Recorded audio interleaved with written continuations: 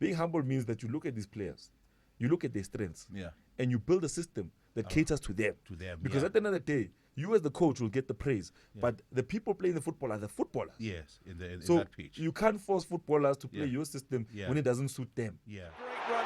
He pulls it back. Rasmus Højlund. Thunderous. It's an absolute net buster.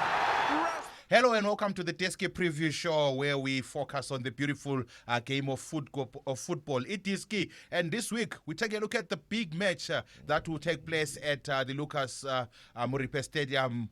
Mamelodi Sundowns going head-to-head with Kaizer Chiefs. My name is Mr. E, and I'm joined in the studio by Mr. Mo. Welcome to the studio, sir. It's a pleasure. It's a pleasure to be here. We'll be talking about the big game that's happening over the weekend, the big clash. Yeah, Ish. It's a big one. I mean, when you think of the context of these two clubs, it's history versus the current, dominators. So Kaizer Chiefs had 2000s was their time. Yeah.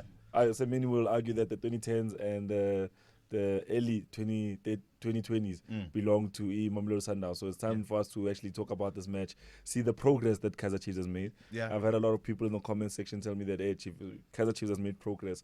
They've improved. Yeah. So let's look at what the improvement is. Let's look at what the progress is. Yeah. And then let's see how they're going to fare against the Mamelodi Sundowns side that is top of the league and running away with it at the moment. Most certainly, it's going to be an acid test for Kaizer Chiefs when they go head-to-head with Mamelodi Sundowns, Masandawana. Stay tuned. When we come back, we'll be taking a look at the big clash.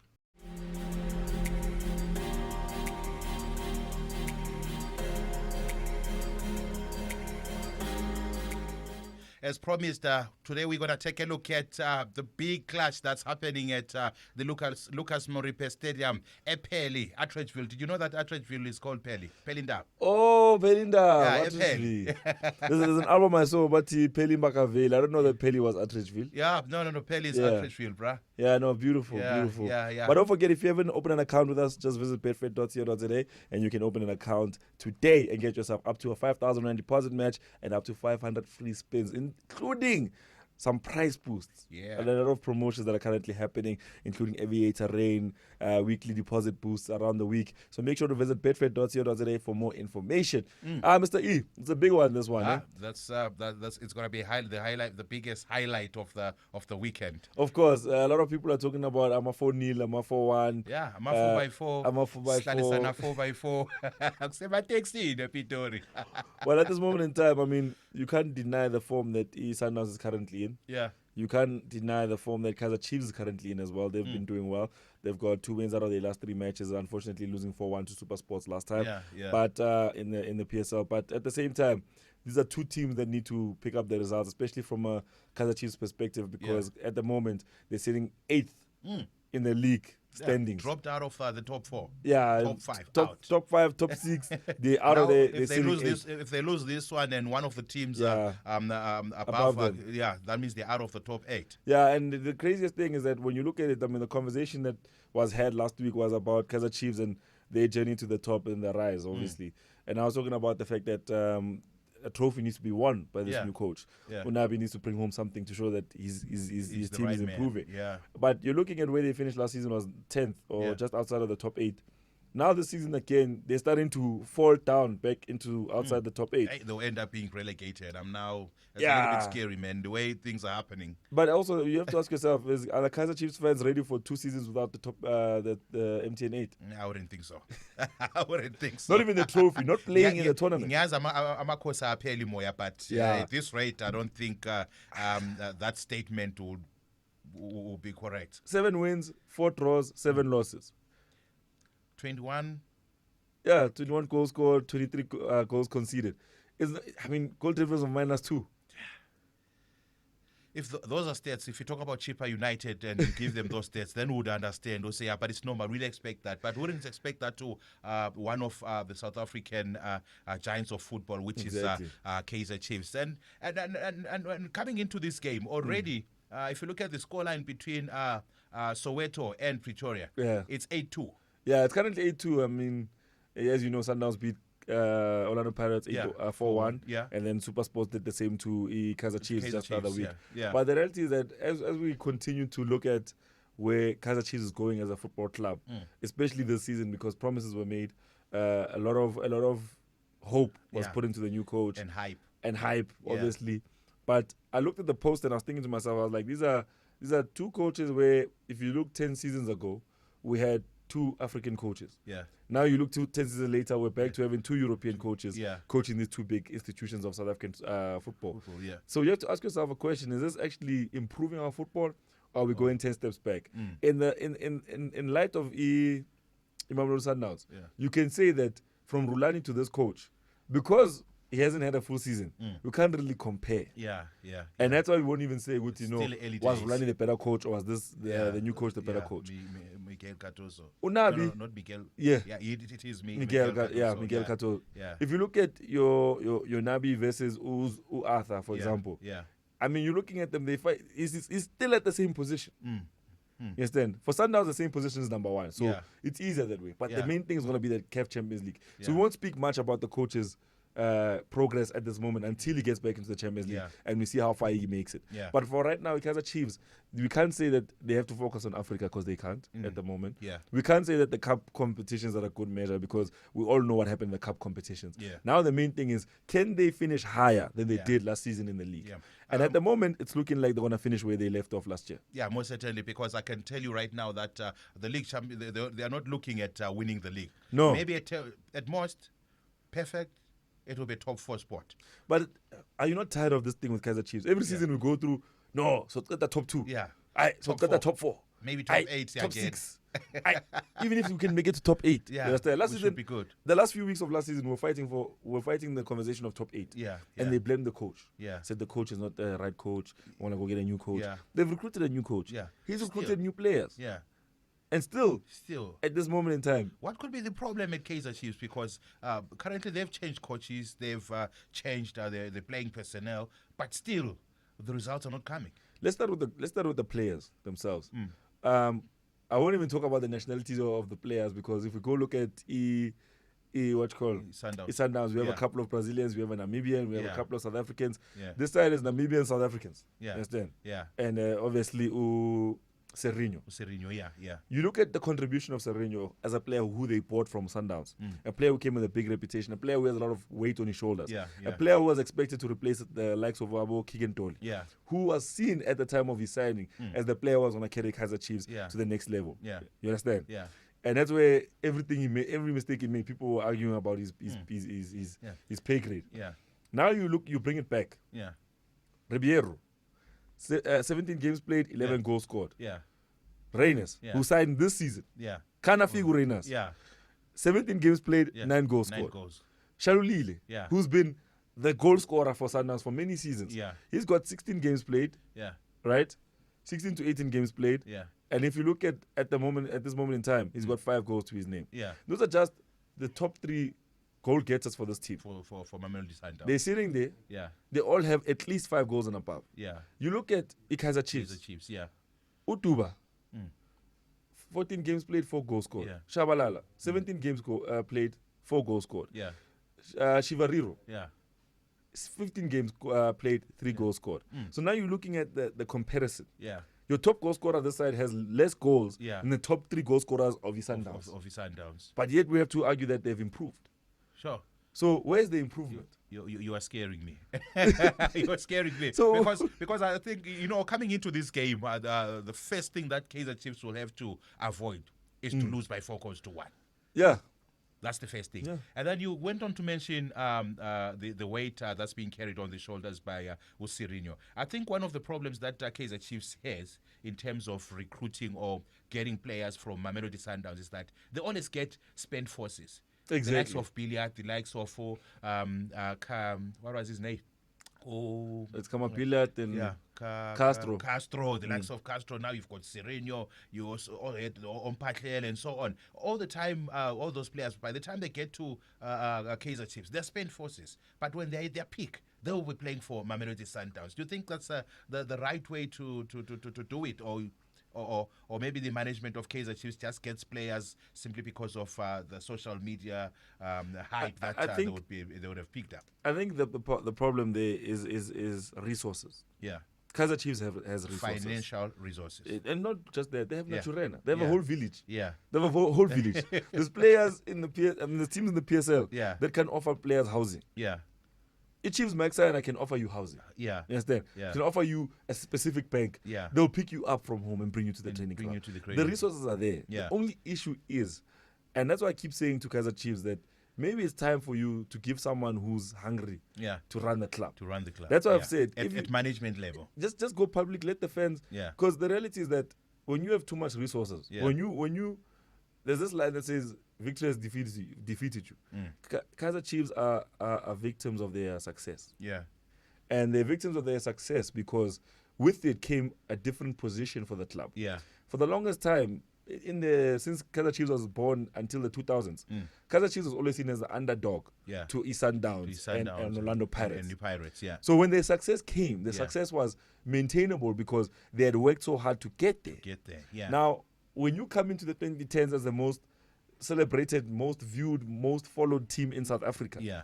you expected to recruit the best talent. Yeah. But now the best talent, is it the most marketable talent or is it the best talent on the pitch? Because when you're looking at Orlando Pirates, they had this whole thing that happened to Saleng.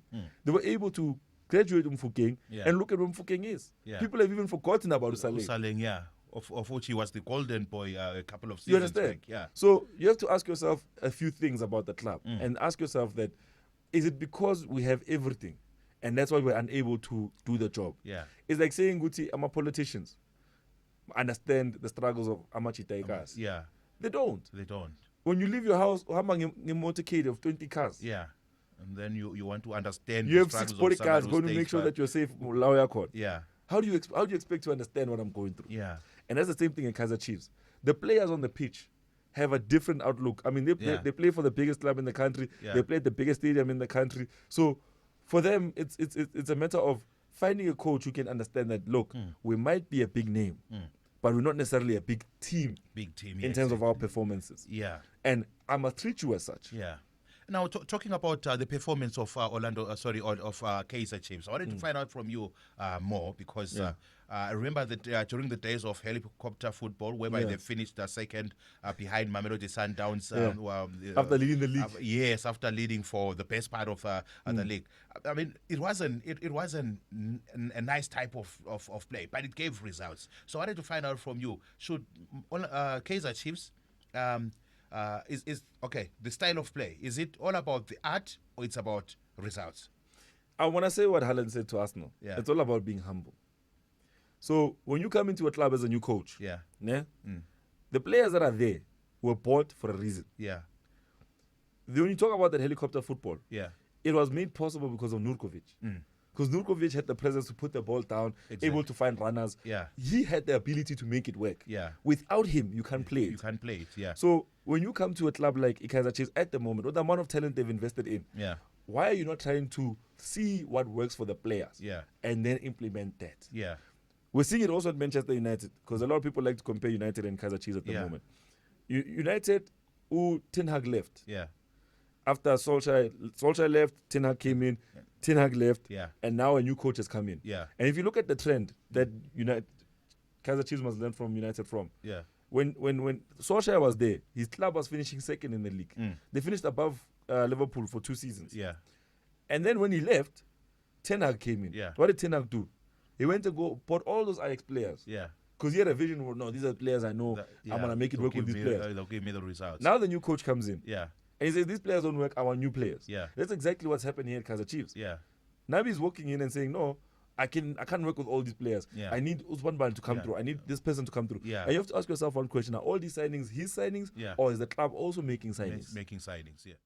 If you're loving the video, don't forget to hit the like button, leave us a comment below, and share by clicking on the share button. And if you're not part of the Betfred family, simply open an account with us and get up to 500 free spins and up to 5,000 Rand first deposit match. Let's get back to the video. Because now imagine they give you a Sereno, what's Tata, make it work. Yeah. You don't even know who Sereno is. You don't Yeah. know how he plays. How are you going to fit him into your system? The reality is that being humble, and I'll finish my statement by saying this. Yeah. Being humble means that you look at these players, you look at their strengths, Yeah. and you build a system that caters to them. To them. Because yeah. at the end of the day, you as the coach will get the praise, but the people playing the football are the footballers. Yes, in So that pitch. you can't force footballers to play your system when it doesn't suit them. Yeah. And we're seeing it at United. They're playing a 3-4, whatever, 3-4-3, right? Yeah. And it doesn't make sense because that same 3-4-3, it's played by players who play in a 4-3-3, a 4-4-2. Yeah. So you're asking centre backs that know how to play as a 2-man pivot to play in a 3-man pivot. You're asking full backs who are used to playing as full backs to play as wing backs. So their habits are going to force them to stay deep. Now you don't have the width you want. Yeah. You understand? So you want something that the players can't give you. And you're going to go back to the club and say, sell these players, buy me players. Yeah. The problem with Kaizer Chiefs' positioning at the moment is that clubs are not willing to pay transfer fees to Kaizer Chiefs. Yeah.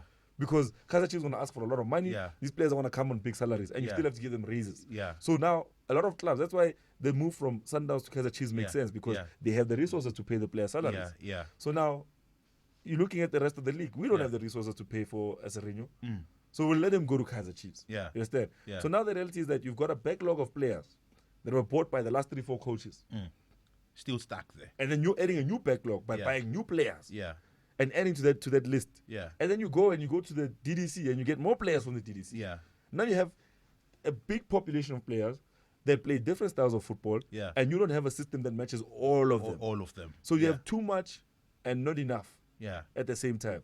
You have too many players. You have too many different playing styles. You don't have a system that caters to everyone. So the reality is, until Kaizer Chiefs opens the door and lets players out, to say, guys, go on, find new clubs, whatever. See what These you are the can players do I can work with. Already there's, I think I remember the last game that they played against SuperSport United, whereby 3 of the 4 goals that were scored are actually former Kaizer Chiefs players. Nukovic, I think Sihle and Saile. And ask yourself this, when they left the Kaizer Chiefs, they were saying they were burnt out. Yeah. So it shows you another coach saw the traits of the players. Yeah. And this one, I can use them for. He needs helicopter football. Yes. Let me get my wingers to play helicopter football. Yeah. You need the players to make it possible. I always tell people, someone was asking me about Mo Salah the other day. And he says, do you think Mo Salah is the best winger in the world? I said, no, he's playing for the best team in the world. Exactly. And then he said, what is the difference? I said, the best team in the world, if you look at Salah's goals, he's not the Messi goals that we saw when Messi was beating 4-5 men. Yeah. The team delivers the ball to him in the right position. Finishes it. His job is to finish. Yeah. So when you're playing in a team like that, you look like a star because every time they get the ball, they bring it to you on a silver platter. Yeah. They put you in positions where you can excel. Yeah. In build-up, yes, you look good in build-up. Yeah. But you haven't seen him build up a goal from his own box to the other box. To the other side. Like a Berbatov goal. Yeah. The reality is that when you have a team that plays towards an objective, then say, okay, in defense, we're looking at you. In attack, we need this guy as the pivot. Yeah. Then when they play their football, they play that with mind. Okay, fine. Now we're in this position. There's even instances where you see a Liverpool player like Diaz on the left hand side. Yeah. He's a left winger.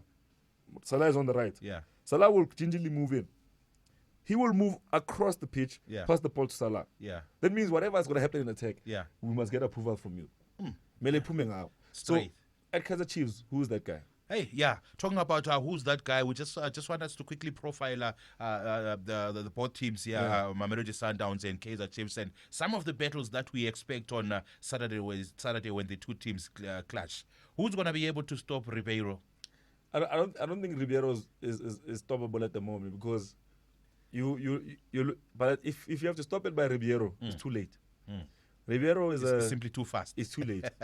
not that he's fast. Ribeiro has a good understanding with the two players he plays up front with. Yeah. And the reality is that he's not necessarily the danger. Yeah. In matches where you close down the Reyners and Shalule. Yes. Yeah. That's when he's dangerous. Yeah. Because then he has no one paying attention to him. Yeah. He can score the goals.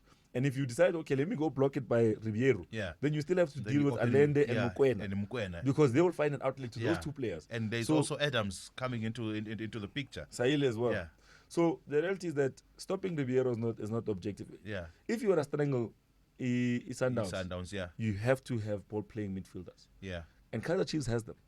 But they don't have the system that caters to those players. Yeah. Because with Kaizer Chiefs, your wingers are gonna drop away from the midfield. Yeah. Your strikers want to drop away from the midfield. It's going to leave the midfield very open. Yeah. So if you're gonna stop Sundowns congested midfield, make it difficult for them to play out from the middle. Yeah. Because if you look at Sundowns, when I watch Sundowns matches, I always expect when it comes from the keeper, 4 passes down, it's in the midfield. It's in the midfield. It's either Allende or Mukwena. Another 3 or 4 passes, it's in the final thing. Yes. Yeah.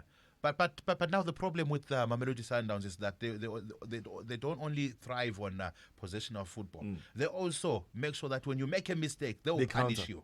But they will definitely that's punish transition you. play, Mr. Yeah. Lee. Every team must have transition play. I mean, in order to compete at the highest level. Yeah. But I think the reality is that Kaizer Chiefs has to go to a lot of introspection. They have to think about which system they want to play, which players fit that system. They have to be honest enough to say we're willing to release players, if they don't fit into the system. I mean, they've learned their lesson this season. Got a new coach. He's got his new players. Yeah. His new players are not delivering what was promised. Yeah. So now you have to ask yourself the question and say, listen, do we either then go look for another coach again? Yeah. He comes with his bench of players again. Yeah. The reality is that it's a Frankenstein team. Yeah. When I was playing rugby back in the day, this is called a barbarian squad. Yeah. Where you take players from different teams Yeah. at like a tournament. Yeah. And then you put them into one team. Yeah. So the best players from there. They them don't together. play the same. It's like language. Yeah. They're not speaking the same language, these boys. You understand? Yeah. They're not speaking the same language. Yeah. Like you said, some players come from the helicopter era of Kaizer Chiefs. Yeah. Some come from the positional play era of Kaizer Chiefs. Yeah. Some come from the counter-attacking era of Kaizer Chiefs. Yeah. So the reality is that until they find a core group of players, 11, Yeah. and everyone else can rotate around that 11, Yeah. then we can say that they will be a better side. Yeah. For them to be sitting in the top 8, reading at number 8, aye. At this time of the season, I think we're already halfway through. I mean, well, maybe it's the final third of the season, and currently sitting at position number 8. Imagine that. It's going to be difficult for Kaizer Chiefs this season. Let's take a look at the defense line of Kaizer Chiefs. The defense line that will be tasked with stopping the likes of Ribeiro. We've got Udotle. We've got Inacio Miguel. You also have, I don't know if he's going to be playing the gentleman on the left-hand side, Umashiane. Yeah. Do you think they've got the capacity to stop Mamelodi Sundowns? They do. Yeah. And I think the one thing about defense is that your centre backs and full backs could be very talented. Yeah. But it's up to what happens here in front of them. In front of them. If the midfielders in front of them are also willing to do the dirty job, because I then understand they'll be fine. Umthetwa is not available for this match, and he's one person who's normally the screen for the defense. Exactly. So it means that those balls from Umkwena in the middle of the park and Allende will be slipping through the midfield to the attackers of Mamelodi Sundowns. Exactly.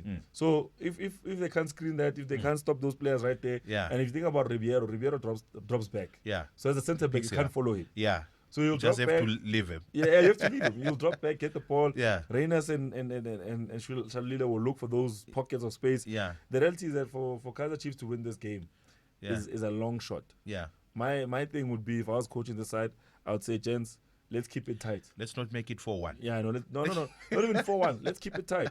When we have the ball, let's recycle it. Yeah. One thing about Kaizer Chiefs is that they don't recycle the ball much. They rather go forward, lose the ball, then run back, restart again. It's exhausting for the players. Yeah.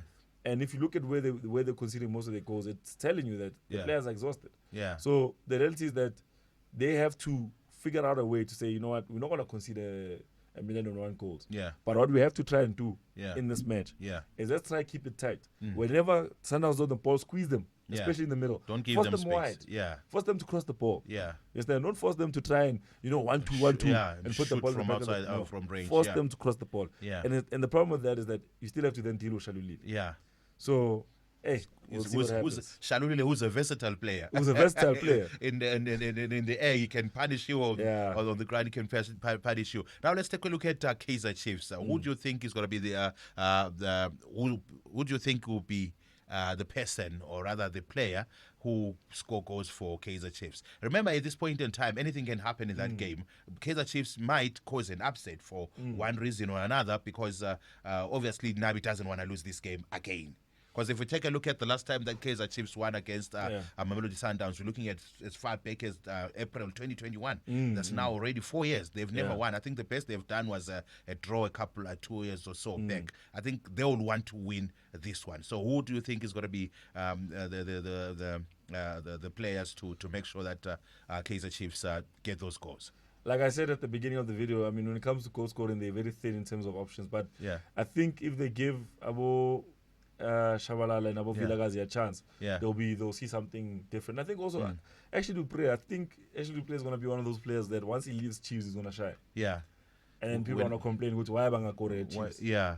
I think that's one thing about him. Once he leaves, he's gonna shine. He's gonna He shine. would have been the perfect player for this because he has the pace, he Yeah. has the finishing ability. Yeah. It's just that he doesn't play in a team that allows him to run past players. Yeah. And I don't know if that's a passing range issue or Yeah. what it is, but the best of him is still yet to be seen. Yeah. Serino obviously is not the same Gaston Serino we know from back. And is Sundowns days. actually suspended for that game. Yeah, so Yeah.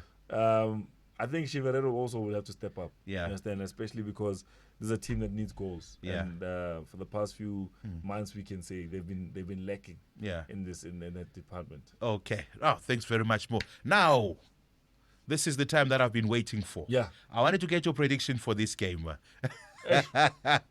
Prediction for this game. Yeah. Okay, maybe just to give you a time to think about it, do you think it's going to be a high-scoring game? I don't think it'll be a high-scoring game. I Yeah. think the first half will be. I think the first half will have all the goals. Yeah. The second half will have a lot of game management going on. Yeah. Especially because when you have to consider that Kaizer Chiefs will want to come into this game on fire. They want to try let loose and get the goals. And that usually leaves you thin at the back. Yeah. And then Sundowns will punish them. So I think it'll be a 3-0 to Sundowns.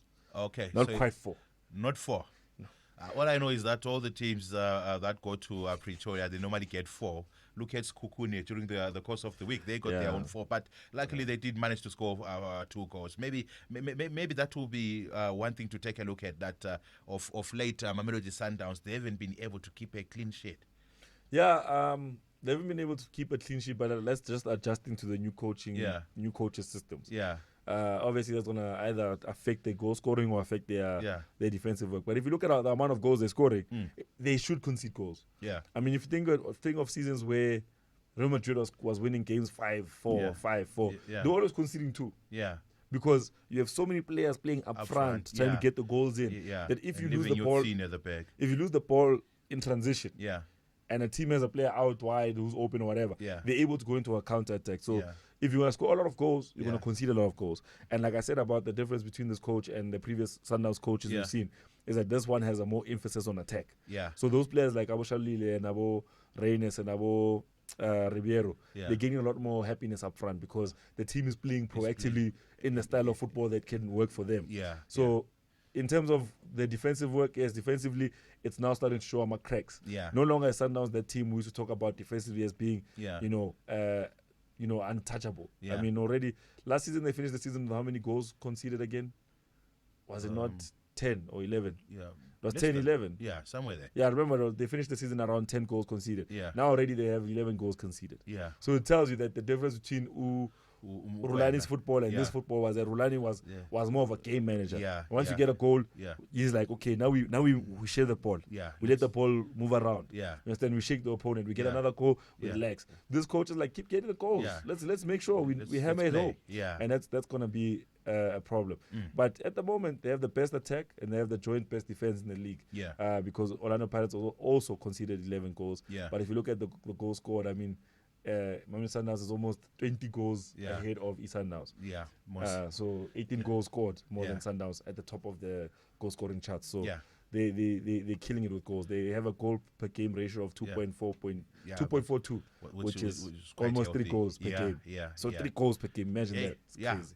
Okay, so 4-1 is a reality, right? Yeah, it could be. It could be. If you think about how horrible Kaizer Chiefs defense has been, they have the 13th worst defense in the league. Having conceded 23 goals and having a goal per game average of 1.4. That's almost 2 goals per game that they concede. Yeah. So you're looking at the best attack. You're looking at the top 4 worst defense. Yeah. There's going to be goals. Okay, just to quickly recap on your prediction, you said Mamelodi Sundowns will walk away victorious by 3-0. 100%. Yeah. 100%. Okay. And your prediction? My prediction, as usual, by this time around, I don't think it's going to be 4-1. I think it's going to be 6-1. Doesn't that scoreline remind you of... doesn't it sound familiar? 6-1. I know power lines, I think it was 20 or so. 23. But 23. Yeah. But 6-1 doesn't it sound familiar? No, man. From back in the day. We'll see. Yes, We'll see. Okay. Those are the predictions of Mr. Moy saying Mamelodi Sundowns is going to win this game by 3-0. And I'm predicting not a 5, but a 6-1 win for Mamelodi Sundowns. Thank you very much for tuning into this exciting episode of the Diski Preview Show. My name is yours truly, Mr. Me, and... Yeah, Mr. Me, and I'm Mo. Yeah. Mr. Mo. Yeah, Mr. Me. Yeah, that's a new one.